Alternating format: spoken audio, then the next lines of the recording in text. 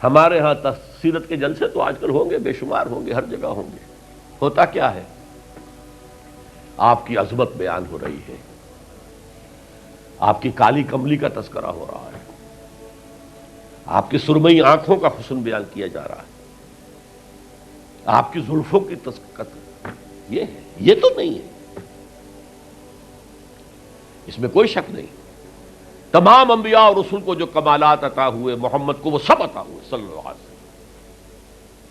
اس نے یوسف دم عیسیٰ ید بیضا داری آنچ خوبہ ہمدارن تو تنہا داری. لیکن حضور فرماتے ہیں تمام نبیوں اور رسولوں نے جو تکالیف برداشت کی، میں نے وہ سب کی سب برداشت کی. یہ کوئی بیان کرتا ہے؟ کیسے بیان کرے؟ اس سے تو کچھ سبق ملتا ہے کہ کچھ تو تم بھی کرو بھائی. یہ کہاں عاشق رسول بنے پھر رہے ہو؟ کہاں عید میلاد النبی بنا رہے ہو؟ زمین و آسمان کے کلابے اللہ سے بھی اوپر کر رہے ہو راتوں کے اندر. یہ نہیں ہے محمد سے نسبت اور تعلق کا معاملہ. اب آپ دیکھیے، جو اب واقعاتی انداز میں تو جانے کا وقت ہے نہیں نا، لیکن ایک بات آپ کو بتا دوں،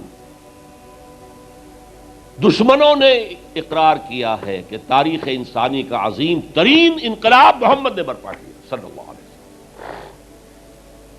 M N Roy of India, member of communist international, اس نے 1920 میں تقریر کی لاہور میں، بریڈلا ہال میں، دی ہسٹوریکل رول آف اسلام. وہ کتاب اب بھی انڈیا میں چھپتی ہے. اس نے کہا تاریخ انسانی کا عظیم ترین انقلاب محمد نے برپا کیا صلی اللہ علیہ وسلم. اور اس نے کہا یہ ندی فتوحات نہیں تھیں. فتوحات تو سکندر نے بہت کر دی تھی، اٹیلا نے بہت کر دی تھی، چنگیز نے بہت کر دی تھی. وہ بروٹ فورس تھی، وہ وحشی قوت تھی. اور محمد کی فتوحات اور ان کی امت کی فتوحات سے نئی تہذیب دنیا میں آئی، نئی روشنی دنیا میں آئی، نئے علوم ایجاد ہوئے، دنیا منور ہو گئی. بہت عمدہ کتاب ہے ہسٹوریکل رول آف اسلام. 1980 کے قریب کتاب چھپی امریکہ میں، دی 100 a selection and gradation of the 100 most influential personalities of human history. تاریخ انسانی کا دھارا بہتا ہے، ہم بھی اس میں بہ رہے ہیں، جدھر بہ رہا ہے ہم بھی بہ رہے ہیں. چلو تم ادھر کو ہوا ہو جدھر کی. کچھ لوگ ایسے ہوتے ہیں کہ جو دھارے کا رخ بدلتے ہیں. بہنے والے تو سب ہیں، لیکن اس دھارے کے رخ کو بدلنے والا کوئی ہوتا ہے. تو ڈاکٹر مائیکل ہارٹ نے پہلے 100 آدمیوں کا انتخاب کر لیا جنہوں نے تاریخ کے دھارے کا رخ موڑا ہے. سلیکشن، پھر گریڈیشن. ان میں سب سے زیادہ جس نے موڑا ہے، جس سے سب سے زیادہ مؤثر ہوا، وہ کون؟ نمبر 1، پھر نمبر 2، پھر نمبر 3، 100 تک چلا گیا. نمبر 1 پر حضور کو لا رہا ہے. عیسائی ہے اور ابھی تک کوئی اطلاع نہیں ہے اس کے اسلام لے آنے کی. زندہ ہے، مینہٹن میں رہتا ہے. اس نے پھر اس کی وجہ بیان کی کہ naturally I own an explanation. Jesus کو جسے خدا مانتے ہیں اسے نمبر 3 پہ لے گیا، حضور کو نمبر 1 پر. اور جواب کیا دیتا ہے؟ ایکسپلینیشن کیا ہے؟ This is because he is the only person supremely successful in both the religious and secular fields. جتنے بڑے لوگ دنیا میں ہیں وہ یا ادھر اونچے ہیں تو ادھر کچھ نہیں، ادھر اونچے ہیں تو ادھر کچھ نہیں. بڑے حکمران، بڑے فاتح، اخلاقی اور دینی اور روحانی اعتبار سے 0 بلکہ مائنس. بڑے مذہب، اخلاقی تعلیمات، روحانی تعلیمات بہت اونچے، گوتم بدھ، حضرت مسیح، لیکن ریاست، حکومت، سیاست 0. ایک ہی شخص ہے، ایک شخص ہے. کتنی بڑی سچائی اس کے قلم سے نکلی ہے. دی only person supremely successful in both the religious and the secular fields.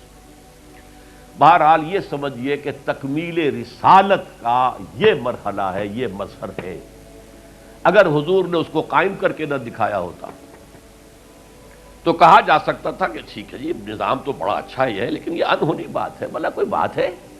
سید القوم خادمہم، قوم کا سردار خادم ہوتا ہے، شاعری ہے یہ، اچھا شعر کہہ دیا ہے۔ لیکن محمد نے وہ نظام قائم کیا جہاں ابو بکر اور عمر خادم تھے، چٹائیوں پر بیٹھتے تھے، پیوند لگے ہوئے کپڑے پہنتے تھے،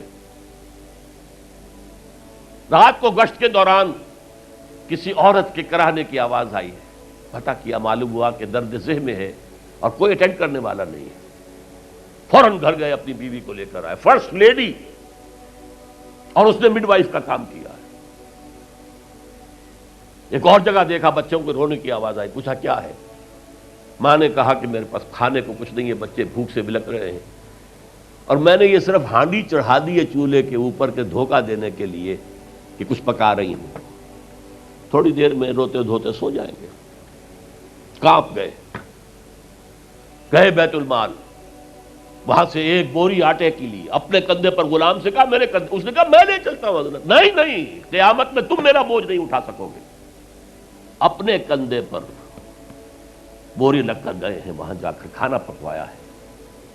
یہ سید القوم خادم ہوں،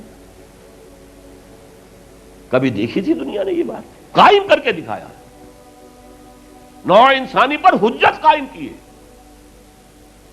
مائیکل ہارٹ نمبر 1 پر لا رہا ہے، آپ غور کیجیے۔ ایچ جی ویلز کی بھی اب وقت نہیں ہے میرے پاس، میں نے وہاں تقریر کے اندر پوری واضح کی بات، اس کی شہادت، حالانکہ وہ شاتم رسول ہے، حضور کو گالیاں دی ہیں اس نے، بالکل رشدی کی طرح، اور تسلیمہ نسرین جو ہے بنگلہ دیش کی اس کی طرح، لیکن ایک اعتبار سے گھٹنے ٹیک کر حضور کی مدح کرنے پر مجبور ہے۔ تو یہ اصل میں بات تکمیل رسالت ہے، پیش کر دینا، پہنچا دینا، وما علینا الا البلاغ، یہ بھی رسالت کا معاملہ ہے، یہ ابتدائی مرحلہ ہے۔ اس نظام کو قائم کر کے دکھانا، انقلاب برپا کرنا، اس کو چلا کر دکھانا، چاہے وہ 30 برس رہا، لیکن دنیا کا کوئی دوسرا نظام تو ایک دن بھی قائم نہیں ہوا۔ جس ڈیموکریسی کا خواب والٹیئر اور روسو نے دیکھا تھا، ایک دن کے لیے بھی نہیں آئی۔ یہ تو کیپٹلسٹ کی ڈکٹیٹرشپ ہے جسے جمہوریت کہا جا رہا ہے۔ جمہوریت کہاں ہے؟ It's the dictatorship of the capitalist.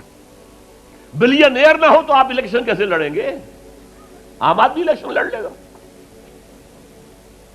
دے میں استبداد جمہوری قوام پائے کو، تو سمجھتا ہے یہ آزادی کی ہے نیلم پری؟ ہم نے خود شاہی کو پہنایا ہے جمہوری لباس، ابلیس کا ایک مشیر کہہ رہا ہے، ہم نے خود شاہی کو پہنایا ہے جمہوری لباس، جب ذرا آدم ہوا ہے خود شناس و خود نگر۔ آدمیوں میں اپنے حقوق کا ذرا احساس، اور یہ احساس محمد نے پیدا کیا صلی اللہ علیہ وسلم۔ اس کے تحت انہوں نے کہا اچھا وہ انسانی حاکمیت ٹنوں کے حساب سے فرعون کے سر پہ رکھی ہوئی تھی، گندگی، اب ہم نے کیا کیا، وہ تولا تولا سب میں بانٹ دو، گندگی تو گندگی رہے گی، نجاست تو نجاست رہے گی۔ انسانی حاکمیت ایک شخص کی ہو، انسانی حاکمیت پوری قوم کی ہو، کفر ہے، شرک ہے۔ بہرحال تکمیل رسالت کا ایک پہلو یہ ہے، اس کی مثال میں آپ کو دے دوں، نام چونکہ پہلے بھی 2 مرتبہ لے چکا ہوں، سقراط کا شاگرد بھی اور شارح بھی، سقراط کی اپنی کوئی کتاب نہیں ہے، وہ معلم تھا بس، اس کا فلسفہ بیان کیا ہے افلاطون نے، اور پلیٹو نے کتاب لکھی دی ریپبلک۔ اب دیکھیے آج سے 2500 سال پرانی کتاب ہو گئی، حضرت عیسیٰ سے 300-400 برس پہلے، کتاب اتنی زوردار ہے آج تک زندہ ہے، ورنہ کتابیں ختم ہو جاتی ہیں، وہ تو کوئی زوردار کتاب ہو تو زندہ رہے گی۔ نقشہ پیش کیا ایسے ہونا چاہیے، نظام حکومت ایسا ہونا چاہیے، فلاں ایسا ہونا چاہیے، فلاں ایسا ہونا چاہیے، لیکن وہ نظام ایک دن کے لیے بھی دنیا میں کہیں قائم نہیں ہوا،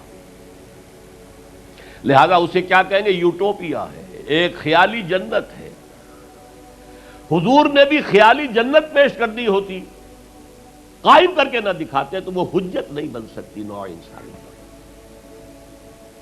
تکمیل رسالت، نہ حضرت ابراہیم کے ہاتھوں کہیں نظام قائم ہوا، حالانکہ ابو الانبیاء، خلیل اللہ، امام الناس، انی جاعلک للناس اماما واتخذ اللہ ابراہیم خلیلا، نظام تو نہیں بنا، نہ موسیٰ کے ہاتھوں نہ عیسیٰ کے ہاتھوں علیہم الصلوۃ والسلام۔